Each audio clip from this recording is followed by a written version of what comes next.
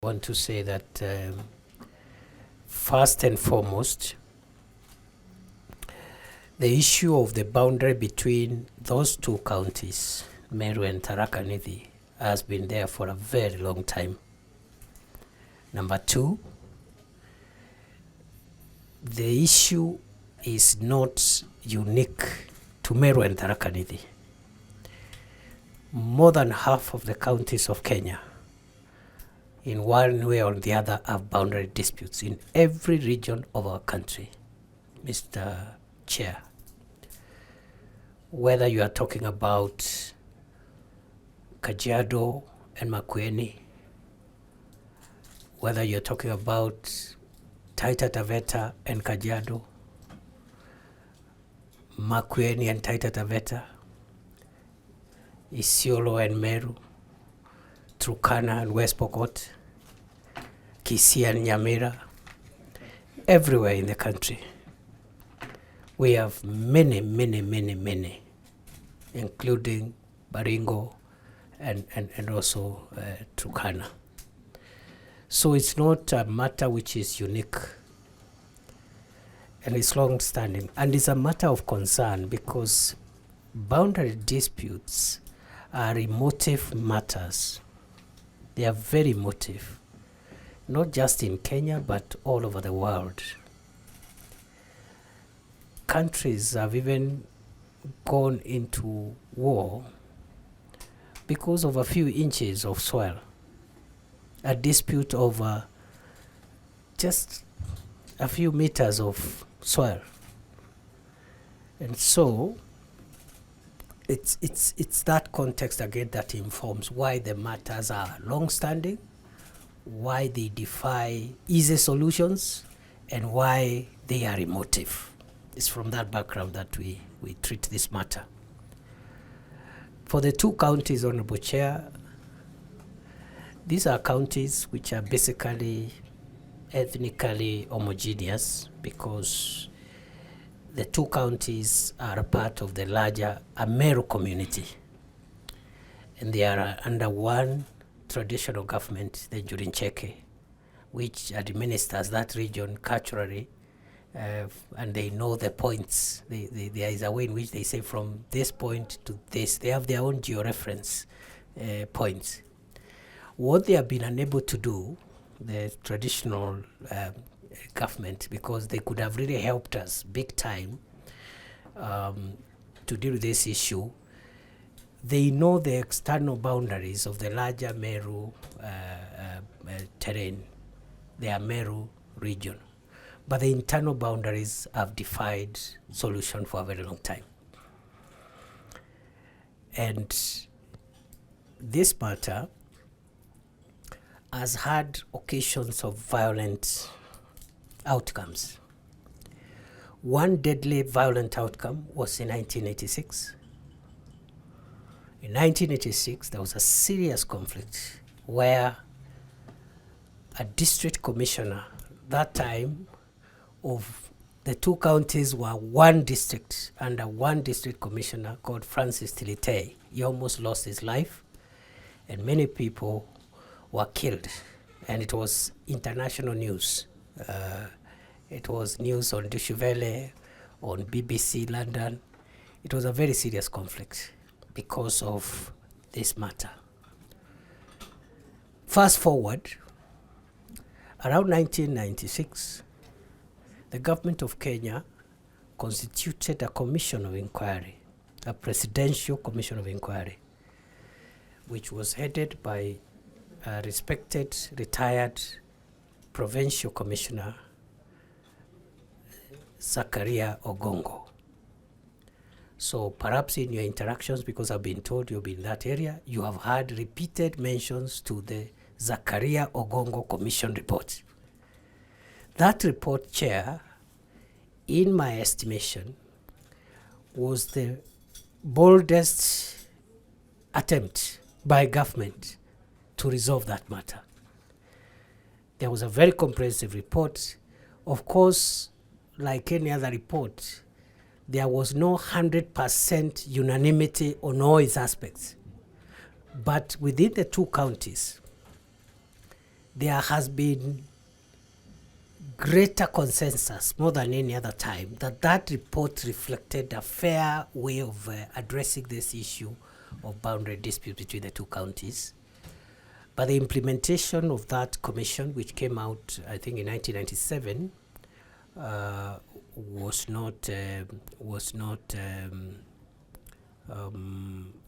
has not been effected because of a number of issues, which I am going to explain in a short while. There have been over the period occasional flare-ups of tensions, and in between, during political campaigns, political leaders from either side using that to mobilize for votes, and that has led to some unnecessary tensions and sometimes loss of life, including as late as last year.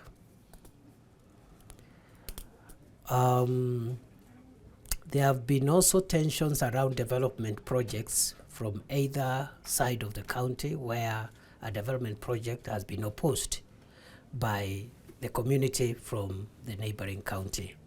And that at some point there was a moratorium on erecting new development projects around that belt to make sure that these tensions are managed. Fast forward, Chair, to 2019.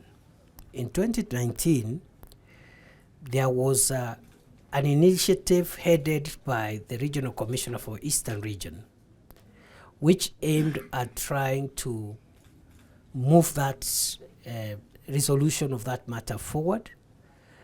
And in fact, there was even an agreed joint demarcation of land around that area, and a few other activities, as you will see from my written statement on page 1 and 2.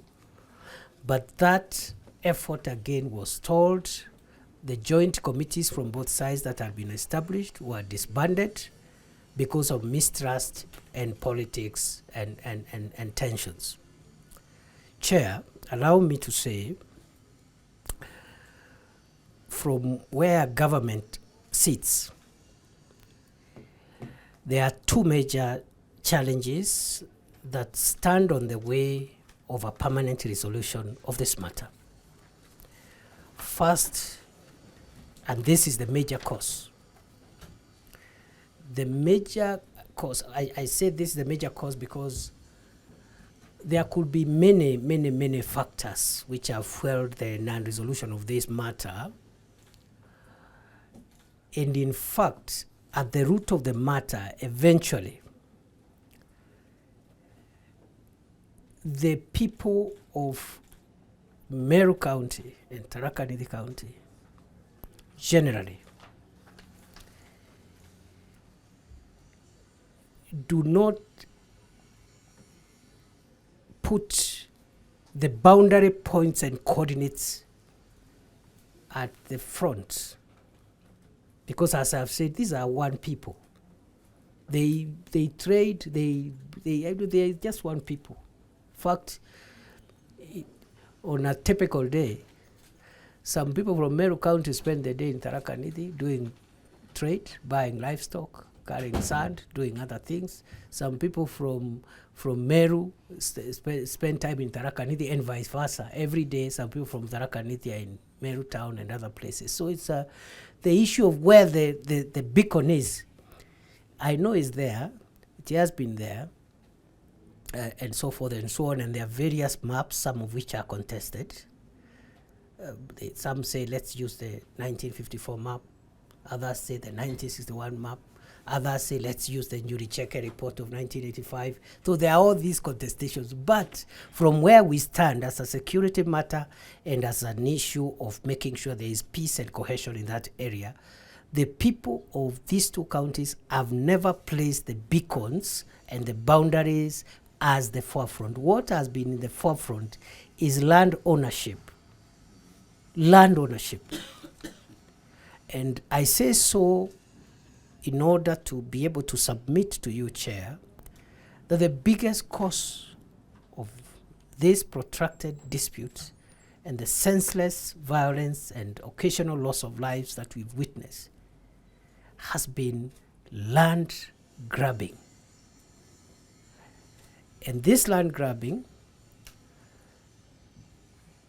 occurred over many years, whereby corrupt land officials gave title deeds to people who did not own the land to which they have title deeds.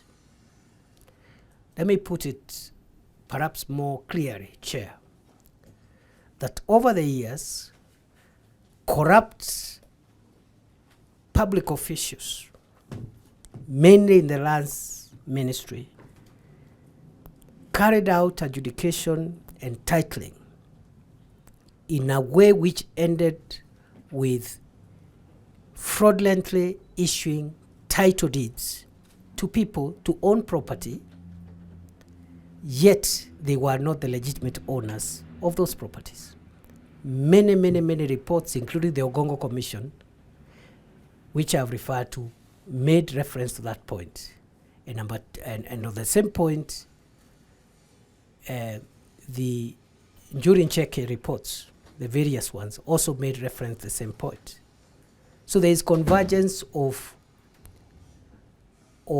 opinion that the major cause is land grabbing and fraudulent title deeds.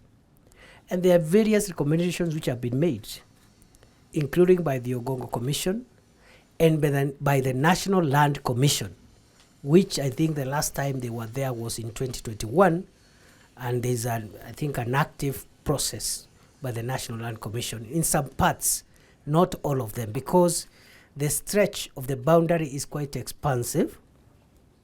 And one will ask, if you look at the disputes per constituency, you will see that there is one particular constituency called Tharaka against almost 7 constituencies from the Meru side. And one will ask, how can one constituency be having boundary disputes with 7 other constituencies in one county? It is because of the geography. It's simply a geographical issue. That all the demarcations of constituencies start from Mount Kenya on the top downwards, and this constituency lies at the foot. It is at the end. It traverses actually the whole. It's like the foot of that geographical area. Next to it is just the national park. So every boundary comes from the top, bottom. So that's why you'll see, for example, there's a dispute in terms of constituency, Tharaka constituency versus Imenti South constituency, Tharaka constituency versus Imenti North, Tharaka constituency versus Imenti Central, Tharaka constituency versus Tigania West, Tharaka constituency versus Tigania East, Tharaka constituency versus Igembe South, and therefore, Chair, that is just a purely a geographical issue. Chair, fraudulent acquisition of land, including public land later, including also double titling, where 2 people are making claim and all of them are producing title deeds, where land which was untitled, and you know the process of titling land, you declare an adjudication and so forth and so on. Land which is ancestral land, which had not even gone through the processes of adjudication, somehow people have title deeds over that land. And some of it, the National Land Commission recommended that those titles be nullified. I think the matter went to court, got stored somewhere, but the National Land Commission had said those titles were fraudulent and they must be nullified in certain parts. Others, the recommendations were government to repossess some land, settle people who are there, and compensate. There's some element of some compensation, especially those people who could prove that they are legitimate bona fide purchasers of property for value. Because somebody could have bought land innocently without knowing that the person who is selling that land had acquired the title fraudulently. And the law protects a third party purchaser for value who is innocent and was not part of the fraud. So there are all these solutions, but the national chair, at the root of this matter is not even the beacons. It is land, where people's land, people have been deprived of their land by people who acquired title deeds fraudulently, and secondly, absentee landowners. They have the title deed, but if you ask them to show you where their farm is, they cannot show you. And that's why we have had a few unpleasant incidents, and I'll come back to that issue of violence, where people have lost their lives because they say, we are going to see, we are told we have a title deed, we have a shamba somewhere, but we don't know where it is. So they embark on a journey to go and look for their land. And one wonders how you'll acquire land and a title deed of land where you don't know where it is. So you go asking, and because of these tensions and the usual, land is emotive. Forget even about the sub-ethnic issues. Even among families, people kill each other over land, even siblings. So somebody comes from point X, travels 100 kilometers, and then they say, they start asking in the shopping centers, we are looking for our land.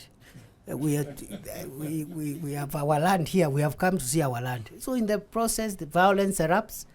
And on several occasions, some people have lost their lives because of rowdy mobs who say, it's good you have brought yourself to us. Now we know who stole our land. So that has been the major cause of this problem. Land grabbing, fraud, with, I must say, with the complicity of land registration and land officials, and the reports of government have been made to that effect. Number two, to a lesser extent, the politics. And Chair, I've been a politician, currently on sabbatical.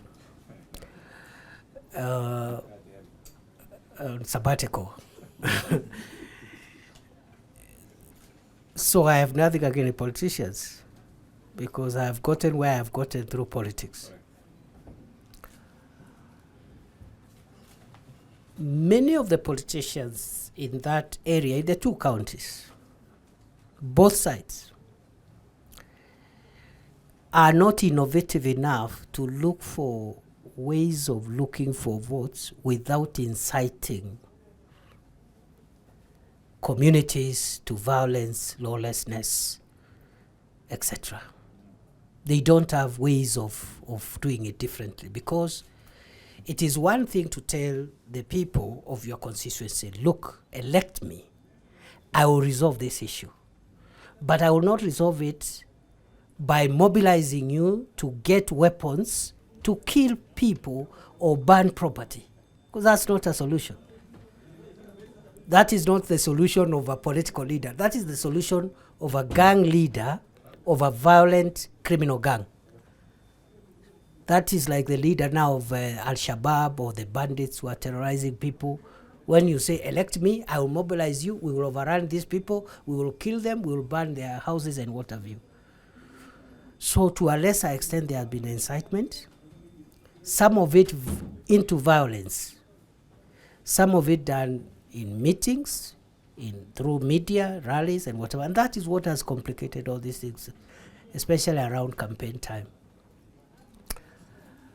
So political incitements, just like 20% of the problem. 80% is injustices, fraud, and the criminal activity around illegal alienation of land in that area. That is where we are on this matter. During Cheke of the Ameru,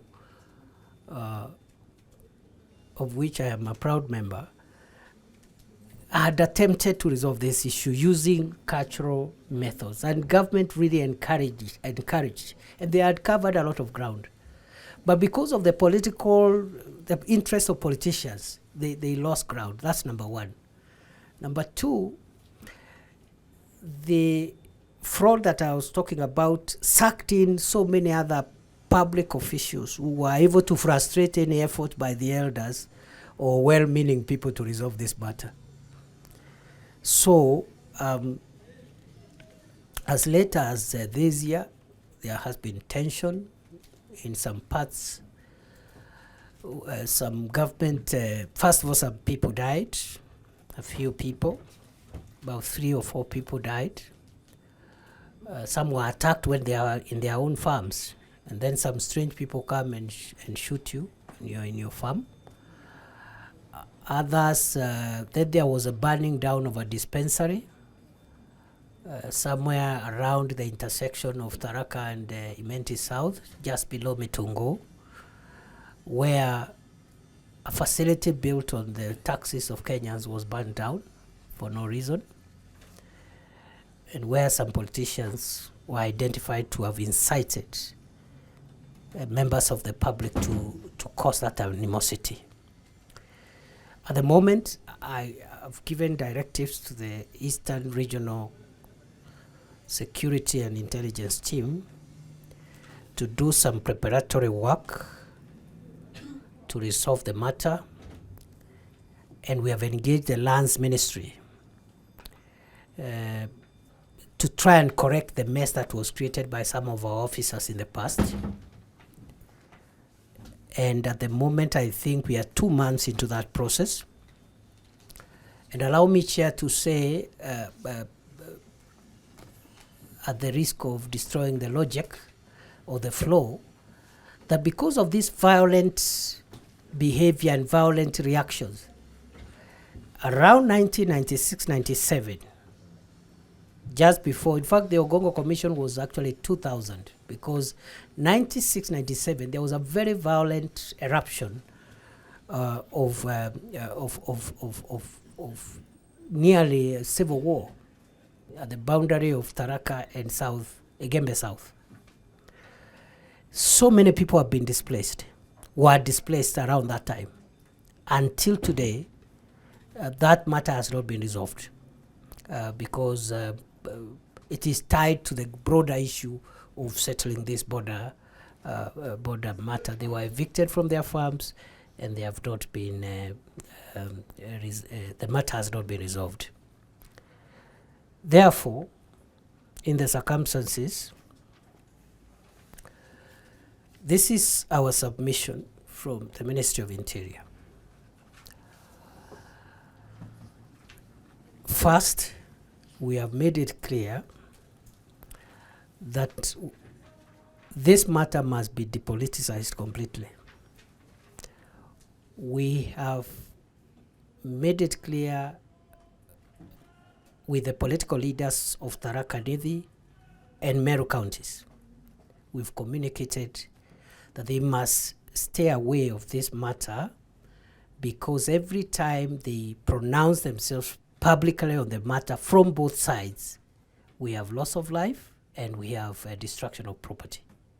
We've asked them to abstain, and if they need to represent the interests of their people, let them approach government and make their representations either individually from either counties or even jointly. That is the way to resolve this matter and deal with the issues that are outstanding.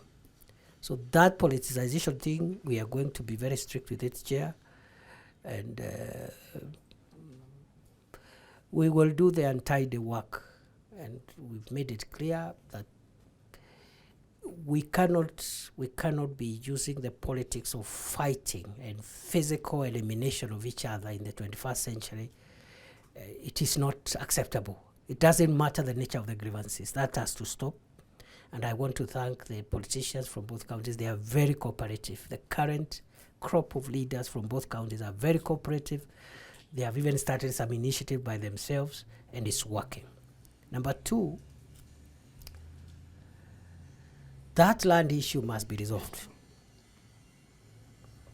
And because the beacon thing is important, but as I said at the beginning, it is not the number one cry for the people down there in Meru County, in Tharaka Nithi County, because they don't care. Some even live on They were born in one side, they live the other side. It really doesn't make sense.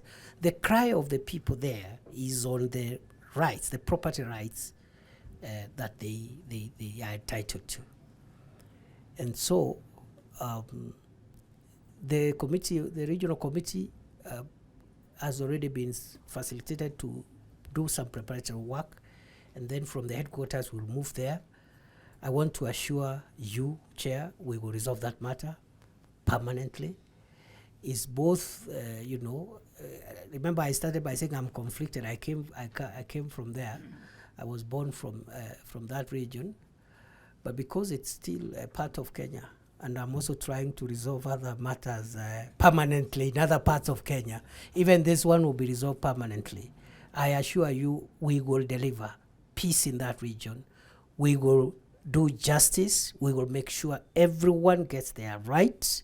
Nobody feels oppressed by government simply because they come from this clan or this other clan. And our officers are under very strict instructions not to try any monkey business.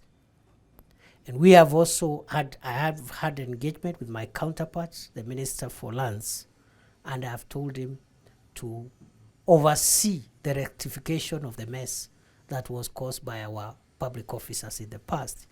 So other than that, we want to go into peace building and peace building activities. You can see I've come with the Secretary for Peace Building and Conflict Management so that we build trust. We've asked the elected leaders to take lead in that work. I've already started that engagement. I've met some of them, have even agreed on joint projects around the border, which are agreed. If they are like security roads, which starts from one side, ends in another, and both members of parliament do the entire supervision of that project on both sides together to avoid this dividing people through radio rhetoric, which has been harmful. So we are moving to peace building. We resolve the land ownership issue. And thirdly, we will resolve the displacement matter and the historical injustices around people who were displaced as a result of violent eruption of violence related to the border between the two counties. And finally, eventually, we will have, of course, as government, to provide the official map of for administrative purposes, the official map of government on the two counties for purposes of ease of administration, and so that you don't have overlapping jurisdictions of chiefs and assistant chiefs. But for us, that should come at the tail end, because the main issue is the things I'm talking about around the land and the politics around it. So that's where we are, Chair. And we have enhanced security around that area on both sides. We have also I've talked about security roads, which we think should be done by leaders from both sides, and we think that this problem will be solved. It's a very small problem. It's very emotive, but it's the smallest of my worries is this one. But a small problem, because these are the same people. There is nothing. It's just that some people have taken land which does not belong to them, which in law is called theft. You have land, it's not yours. You have not worked for it. You just went into a land registry and obtained a title because you had money and access to power or to privilege. And that is something we can resolve very easily. And I'm very proud of the current leaders. They are giving me a lot of support. And this problem will be resolved permanently. And I'll be able to report perhaps progress in about 6 months from today. I'll be willing to request to be invited, even if you don't invite me, to come and report progress. I thank you, Honorable Chair and members. Thank you very much.